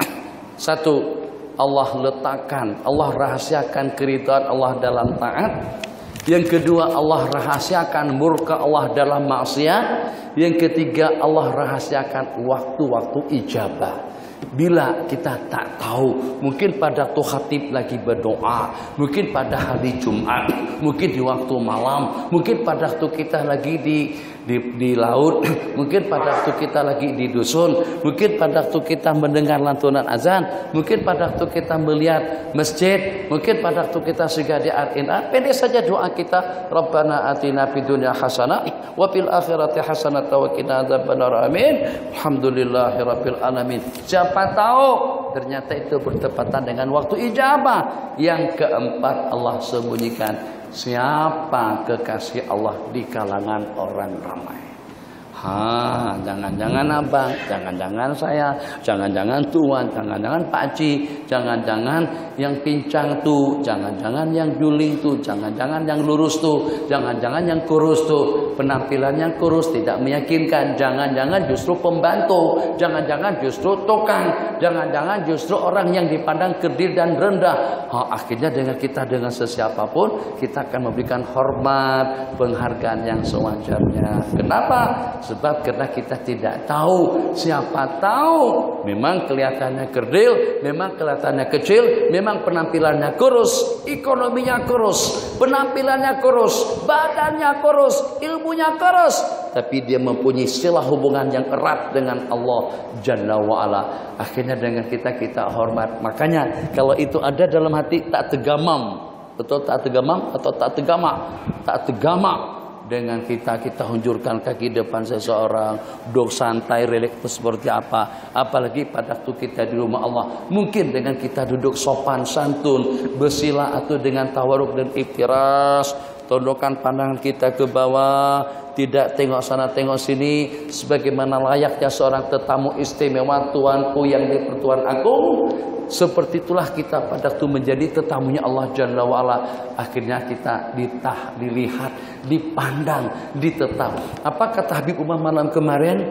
Seandainya kita mendapatkan imbasan kasih sayang daripada Allah yang walaupun hanya sekecil atom, yang sekecil atom mahabbah daripada Allah kepada kita, itu mampu untuk membuat segala yang indah, yang cantik, yang mewah dan bagus itu akan menjadi kecil, sehingga kita tidak akan lagi berpaling kecuali kepada Allah Jalla wa'ala. Sudah tidak terasa nikmat, kenikmatan yang nikmat, kenyamanan yang nyaman. Kalau kita sudah mendapatkan percikan, serpiaan sekecil atom sekalipun daripada mahabbatullah, maka tidak ada lagi yang akan menyibukkan kita selain daripada untuk mendapatkan keridhaan Allah Jalla wa'ala. Itu 4 rahasia Allah yang terahasiakan. Di sini ada beberapa pertanyaan, minta bantuan yang ada supaya mata. Assalamualaikum warahmatullahi taala wabarakatuh. Pertanyaan yang pertama, Assalamualaikum Ustaz Syekh, harap dapat Ustaz beritahu pada kaum muslimin, terutama suami dan anak laki-laki, kelebihan untuk datang sholat berjamaah setiap waktu di masjid antar bangsa. Tidak adalah di masjid, adalah satu kewajiban bagi orang lelaki. Jadi satu, tadi sudah saya katakan, memang segala-galanya itu beranjak daripada keyakinan. Kalau pada tuh keyakinannya tidak ada, masjid antar bangsa, antar negara, antar nusantara atau apapun sebutannya, kita tidak akan pergi. Kalau memang sudah jadi kaki pemalas, kata pergi ke Mekah pun kadang-kadang tetap malas. Kalau pergi pun ke mall, shopping mana, Sugulel, mana Corniche, ke Mekah ya setakat masbuk belakang dan juga takkan masuk ke dalam. Pergi awal, tapi kau pusing-pusing dulu. Nanti komat, dah bawa barang banyak, naik hotel, sembahyang atas hotel, dalam hotel ngadap ke Baitullah. Ka'bah sudah kelihatan daripada Zam-Zam Tawar, kelihatan lampu jelas sekali. Putus hubungan, tak putus hubungan, taklid kepada mazhab yang membolehkan. Macam tu. Jadi memang masalah. Jadi untuk kita ketahui, sembahyang berjamaah kalau menurut mazhab kita hukumnya fardu kifayah. Tapi kalau mazhab yang lain, karena Nabi kita sampai berencana nak membakar tempat tinggal kediaman orang yang tidak melaksanakan sembahyang berjamaah. Kemudian yang berikutnya, kita dituntut untuk melaksanakan salat berjamaah yang walaupun nyawa kita sudah terancam di waktu kita lagi sedang berhadapan dengan musuh. Namanya salat syiddatil khauf, sembahyang dalam ketakutan. Di waktu perang kita lagi sedang berhadapan dengan musuh pun diperintahkan untuk kita berjamaah. Macam mana kalau pada waktu kita santai? Macam mana waktu kita lapang? Kita tidak berbicara secara hukum, tapi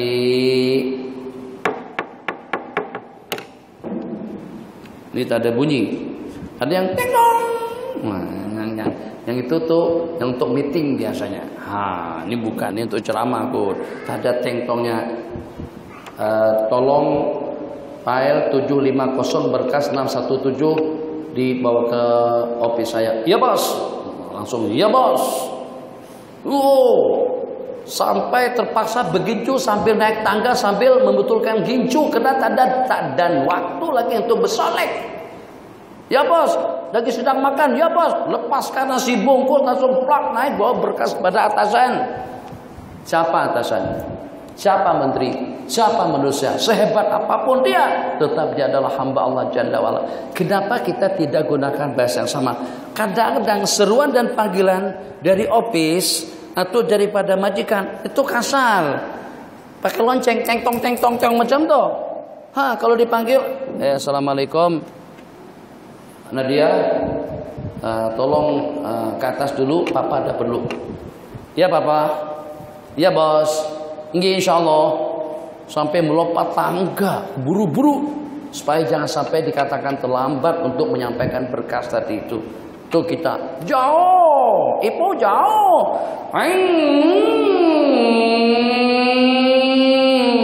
Kenduri kawin. Pi juga sampai ke sana. Nanti dipandang macam mana sama Pak Long, sama Mak Long. Kita dianggap orang yang tidak bertoleransi, yang tahu adat istiadat, cara pergaulan secara ideal dengan sesama Melayu. Tak syoklah, tak itu kan. Tak syoklah kalau kita tak datang, mana ada. Ya kan udah Pak dah pergi dah, tak mesti kita harus pergi. Papa pun dah pergi dah. Mana boleh kita kena sisi rumah lah. Takkan dengan kita tak pergi, Pak Long tidak buat kenduri tiap hari atau tiap bulan atau juga tiap tahun. Itu sekali-sekala aja. Tapi kan mak dah pergi, papa dah pergi. Kalau kita tak pergi pun tak ada masalah. Nah, mana boleh? Itu dosa besar. Tak pergi kenduri suatu kesalahan besar. Tapi tak datang ke masjid itu tidak ada masalah. Enggak, itu justru yang banyak masalah. Yang paling merisaukan, tanamkan dalam hati, jangan-jangan Allah justru yang tak nakkan kita datang, bukan kita yang tak nak datang. Sebab Allah dah blacklist kita, waliyadzubillah. Kenapa Allah perlukan apa dengan kita-kita? Datang tak datang Allah tidak ada kepentingan apa-apa. Kita nak taat itu untuk kita, kita bakti untuk kita, kita baik untuk kita, kita beribadah untuk kita. Sedikit pun tidak akan mengangkatkan martabat Allah. Alhamdulillah, badan Allah tambah gede, tambah besar, tambah mulia. Kenapa? Orang pada taat. Nah, tak ada. Sedikit pun ketaatan manusia tidak akan mengangkat kedudukan Allah, dan juga kemaslahatan daripada mereka tidak akan merendahkannya.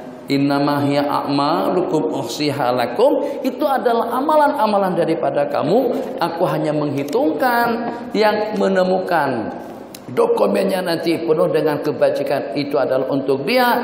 Dan kalau dia menemukan yang sebaliknya, itu juga daripada perbuatannya. Jadi mungkin begitulah kita buat kiasan.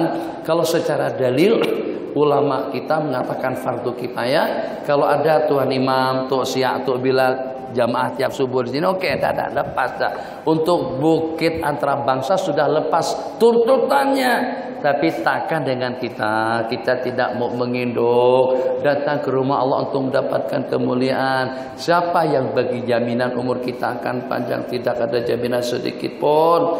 Jadi seeloknya, sewajarnya, sepatutnya, sewajibnya lah dengan kita datang. Begitu kita disuruh dari sini, mic ini cantik.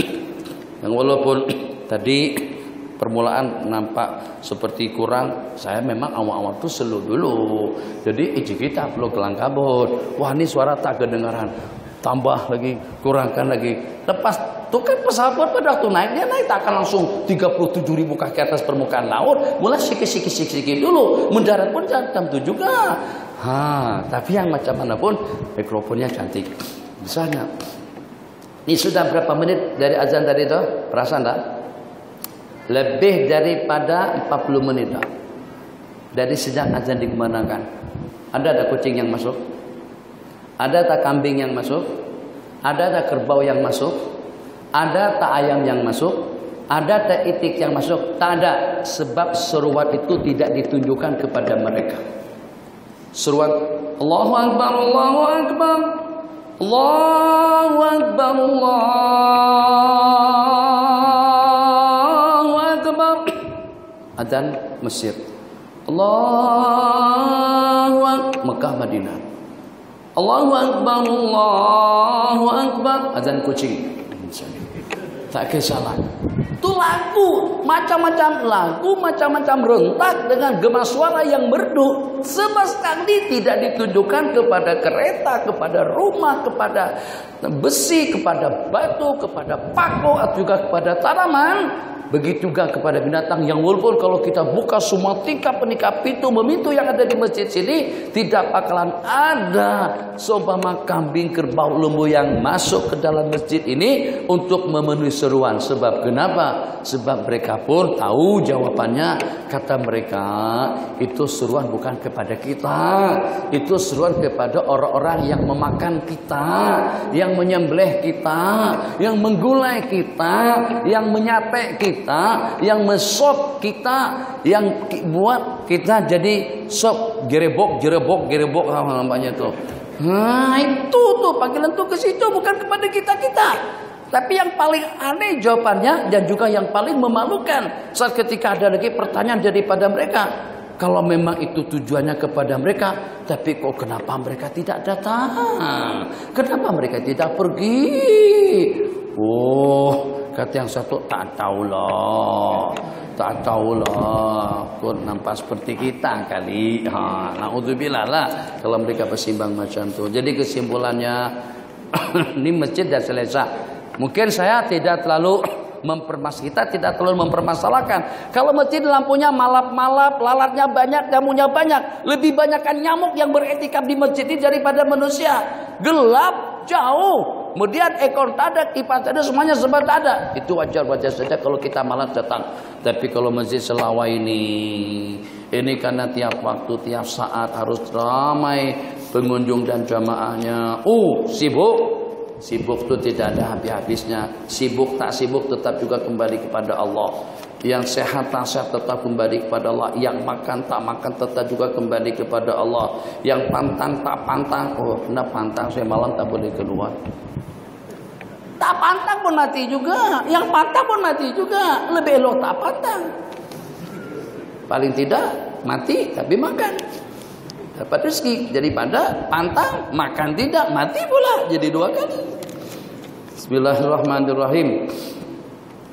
Salat sunnah sebelum subuh, apa kelebihan dan keistimewaannya? Sekian, terima kasih. Ini yang pertama, nanti sambung bacakan. Ini tulisannya besar, ini tulisannya kecil. Tulisan kecilnya orang tidak yakin umurnya panjang.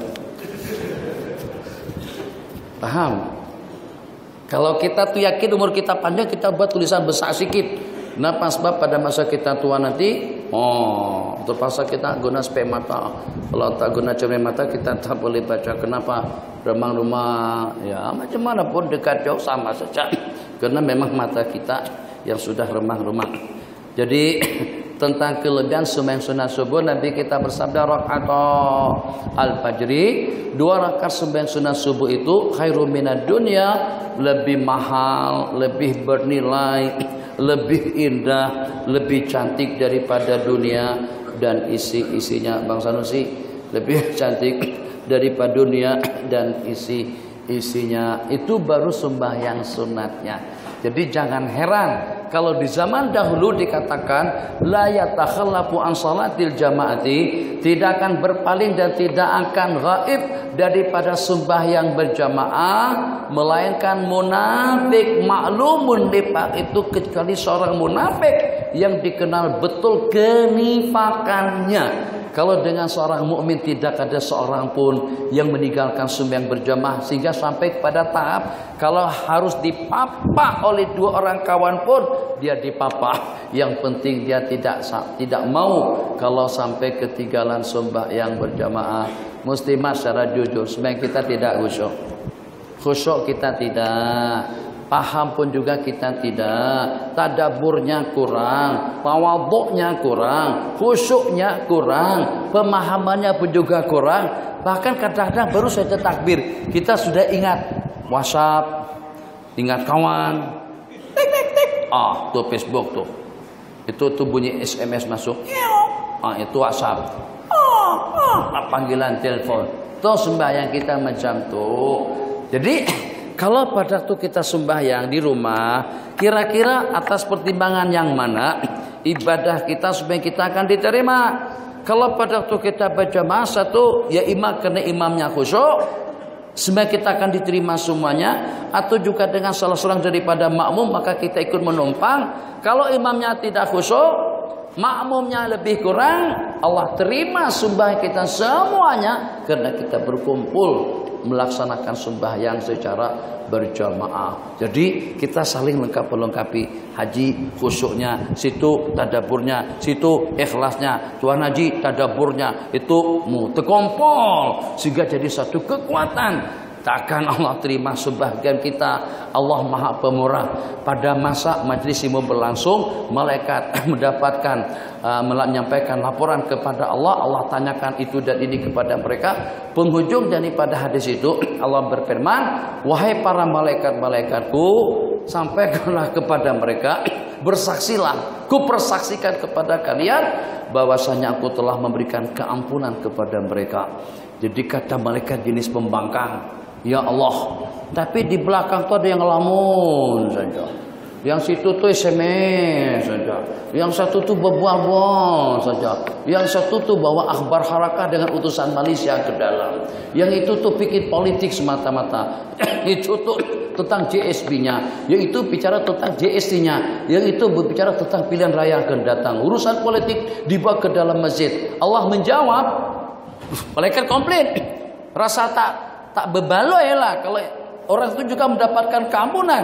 Duduk di masjid itu santai aja, rele aja, hanya sekedar untuk ya, di rumah marahi sama istri, pikir masjid lebih aman daripada duduk di rumah. Begaduh tadi itu, begaduh gara-gara kenapa? Begaduh. Akhirnya adalah masjid sajalah tempat yang paling aman. Masjid ada orang kacau kita. Kalau diizinkan tulis saja sini. Kalau tidak ditulis pun kadang-kadang orang buat. Ditulis dilarang tidur. Tidur beranda saja luar situ. Santai kita tidur di sana. Haji dah balik. Etikaf ya akhi, etikaf. Etikaf apa? Begaduh di rumah tadi itu. Salarat balik. Jadi Allah berfirman kepada para malaikat, aku ampunkan dosa kesalahan mereka semuanya. Saksikanlah wahai para malaikat-malaikatku, aku telah memberikan keampunan. Jadi kata malaikat, ada yang keliru alamat datang tadi itu nak berjumpa dengan Mak Tija. Nak berjumpa dengan Mak Long, sama-sama nak pergi kemana? Pergi ke Kemeran Helang, tak tahu jalan. Allah berfirman, hum qaumun la yashqabim jalisuhum. Mereka telah kumpulan manusia, tidak akan ada seorang pun yang celaka yang duduk bersama mereka. Sono bang, majlis ilmu jangan tidak ke masjid dan jangan tidak belajar dan jangan pernah meninggalkan sembahyang sunat subuh. Di antara daripada sembahyang sunat yang tidak pernah Nabi kita tinggalkan itu adalah sembahyang sunat subuh. Silakan bang. Assalamualaikum warahmatullahi wabarakatuh. Bolehkah Syekh ceritakan kisah Sayyidina Umar radhiyallahu anhu masuk Islam? Masuk Islam panjang cerita itu, mau setengah jam lagi. Bolehkah Syekh ceritakan tentang cerita Sayyidina Umar masuk Islam? Cerita itu setengah jam. Boleh. Jelas jawabannya dalam hati tak boleh. Kalau jawab boleh pun dalam hati mana boleh. Berarti kita tidak jujur. Jadi Sayyidina Umar masuk Islam dikatakan kawan-kawan muslimin muslimat semuanya, dikatakan orang yang hebat itu kalau mampu untuk membuat lawan menjadi kawan. Baginda Nabi SAW di antara daripada orang yang bercadang nak bunuh beliau Sayyidina Umar, Sayyidina Amr ibn al-As, Sayyidina Khalid bin Walid yang memenangkan pasukan kufur, pasukan kafir. Sayyidina Khalid bin Walid yang melakukan serangan yang bertubi-tubi itu adalah Sayyidina Amr ibn al-As. Begitu juga dengan Sayyidina Umar. Di mana Nabi sampai Nabi kita geram dengan beliau, Umar, di mana aku? Awak di sini. Jadi mulainya dengan Sayyidina Umar, di mana Nabi kita ada beliau. Sampai pada waktu kita pergi ke masjid pun Sayyidina Umar ikut. Bukan SB lagi. Lebih daripada SB lagi. SB sewaktu-waktu aja. Kalau kita balik rumah SB tidak ikut. Paling ada di masjid. Dengan ceramah apa? Hijau, biru, SB. Itu saja. Sementara kalau dengan Sayyidina Umar, di mana Rasulullah? Sampai pada satu ketika Nabi kita waktu sembahyang, Nabi kita baca surah Wal Mursalat. Nabi kita baca surah Al-Muzammil atau surah yang mana yang ada ayat Sayyidina Umar dengar di belakang, wah cantiknya, indahnya, ini seperti seorang penyair saja. Jadi Nabi kita baca, wa ma huwa biqauli syair, ini bukan perkataan seorang penyair. Wah ini dukun, ini pomok. Wa ma huwa biqauli kahin.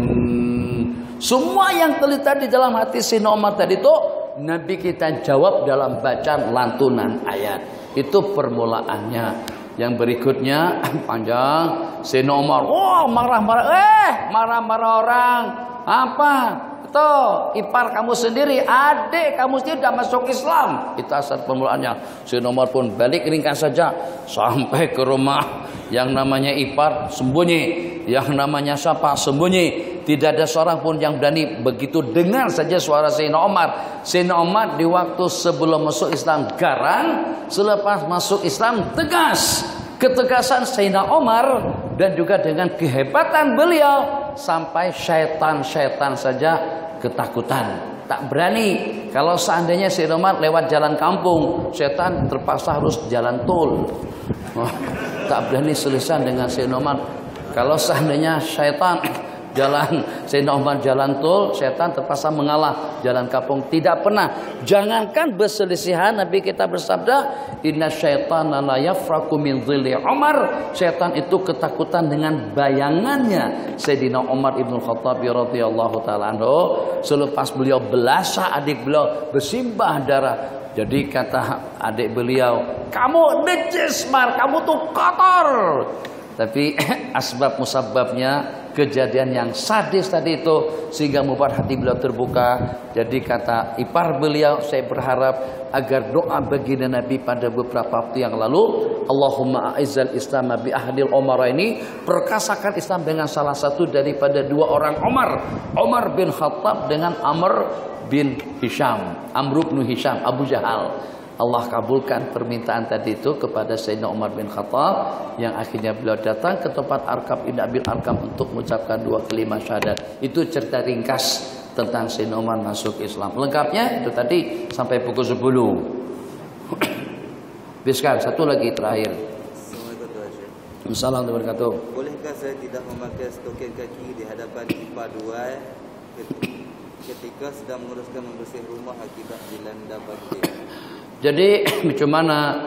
Kan kalau alasan tidak pakai stokin di depan abang ipar, di depannya bukan mahram disebabkan keadaan darurat, itu cerita lain lah.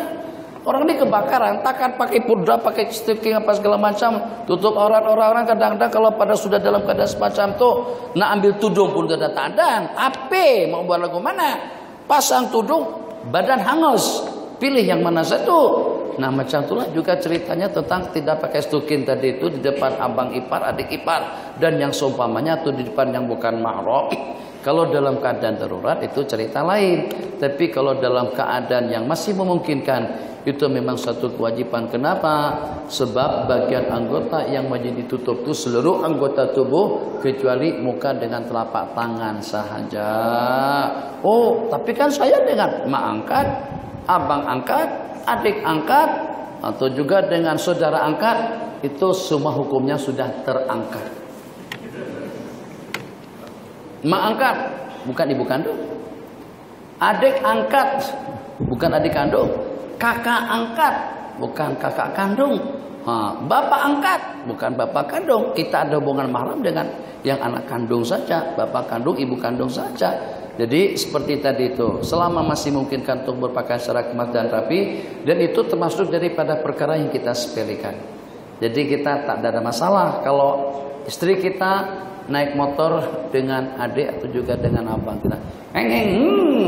Kecuali kalau seperti kata Ustaz Azhar Idrus, boleh laki perempuan yang tak ada hubungan mahram tuh naik motor buncing satu motor. Jadi boleh saja perempuan naik motor dengan yang bukan mahramnya, tapi dengan syarat pak mertua ada di tengah mereka. Itu tak apalah. Pak mertua, kalau pak mertua naik, takkan mereka mau naik. Mereka pun untuk apa? Pak mertua kan kacau orang. Nah itulah ceritanya. Ya kalau tak boleh, tak boleh. Nah, macam tu ceritanya. Habis. Tadi kan habis. Satu lagi. Zaman siapakah terdahulu antara Syekh Abdul Qadir Al-Jilani dan Imam Syafi'i? Zaman siapakah yang terdahulu antara Imam Syafi'i dengan Syekh Abdul Qadir Jilani? Imam Syafi'i jauh lebih awal. Imam Syafi'i meninggal dunia pada tahun 204. Sementara dengan Syekh Abdul Qadir Jilani adanya pada abad yang ke-6. Syekh Abdul Qadir Jilani diantara daripada murid-murid beliau Imam Ibnul Jauzi. Imam Ibnul Jauzi berada pada abad ke-6 dan masuk pada abad yang ke-7. Jadi perbedaan masa dengan Imam Syafi'i hampir tidak kurang jadi pada dalam 350 tahun atau dalam 300 tahun lebih. Imam Syafi'i lebih awal, tapi dikatakan juga Imam Syekh Abdul Qadir Jilani itu juga bermadzhab dengan Imam Syafi'i. Ada juga yang mengatakan beliau menguasai dalam 4 mazhab. Jadi Hanafinya iya, Malikiyahnya iya, Hambalinya iya, Syafi'iyahnya pun juga iya. Cukup. Masing-masing punya tanggung jawab dan juga punya kewajiban untuk mengimarahkan masjid yang cantik ini. Kalau tak boleh bawa 1, bawa 5 sekali. Satu orang jemaah tak boleh 1, bawa 3. Tak boleh 3, bawa 10. Alhamdulillah penuh sampai ke belakang situ.